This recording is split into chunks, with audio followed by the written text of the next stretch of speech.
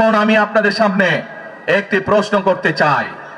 এইখান থেকে আমার সামনে যারা বসে আছেন, এর মধ্যে থেকে মুরব্বী যারা বসে আছেন, ওমরা বা হজ করতে গিয়েছেন, এরকম একজন হাত তুলেন। ওমরা বা হজ করে আসছেন, একজন মুরব্বী মানুষ, ওই যে লাল টুপি পরে বসে আছে, রুমন নিয়ে আসো ওনাকে।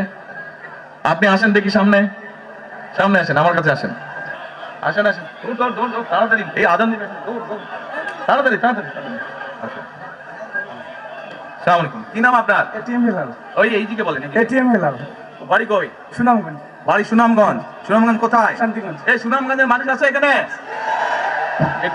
এই লোক আপনাদের মানুষ? আচ্ছা, এখন বলেন, কবে গেছিলেন আপনি? হজ না উমরা গেছিলেন? উমরাতে গেছি 16-তে, হজে গেছি 17-তে। উমরাতে গেছেন 16-তে, হজে গেছেন 17। এখন আমাকে বলেন, আপনি তো উমরা হজ করে আসছেন, যে মাইকের সামনে দাঁড়ান, আপনি কাবা শরীফে গেছেন, কাবা শরীফের মালিক কে? আল্লাহ। জোরে বলেন। আল্লাহ। কাবা শরীফের মালিক কে? আল্লাহ। আল্লাহ। আমরা মুসলমান সবাই এই দিন দুনিয়ার, আমরা যে পৃথিবী দেখি, এই পৃথিবীর মালিক কে? আল্লাহ। এই সূর্য নক্ষত্র যা দেখি, তার মালিক কে? আল্লাহ। বেহেশতের মালিক কে? আল্লাহ। দোজখের মালিক কে? আল্লাহ। আচ্ছা, দাঁড়ান, এবার আপনি বসেন এখানে। আপনারা সকলেই সাক্ষী দিলেন, দোজখের মালিক আল্লাহ, বেহেশতের মালিক আল্লাহ, এই পৃথিবীর মালিক আল্লাহ, কাবার মালিক আল্লাহ। আরে ভাই, যেটার মালিক আল্লাহ, সেটা কি অন্য কেউ দেওয়ার ক্ষমতা রাখে? রাখে না। তাহলে কি দাঁড়ালো?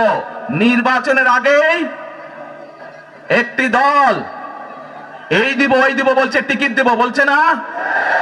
যেটার মালিক মানুষ না, সেইটার কথা যদি সে বলে, এক সেরে কি করা হচ্ছে? হচ্ছে না?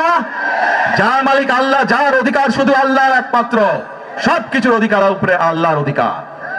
কাজেই আগেই তো আপনাদেরকে ঠকাচ্ছে, নির্বাচনের ফলে তাহলে কেমন ঠকাবে আপনাদেরকে বোঝে নেবার।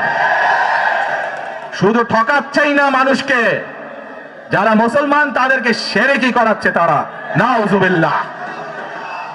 প্রিয় ভাই বোনেরা, কেউ কেউ বলে অমুককে দেখেছে, তমুককে দেখেছে, এবার একে দেখেন।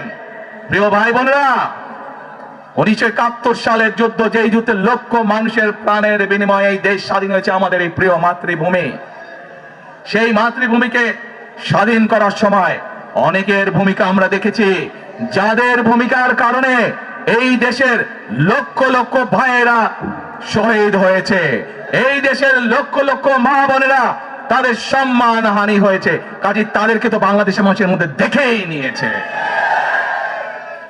এখন প্রিয় ভাই বোনেরা, এই কুফরির বিরুদ্ধে, এই হঠকারিতার বিরুদ্ধে, এই মিথ্যার বিরুদ্ধে আমাদেরকে ঐক্যবদ্ধ হতে হবে।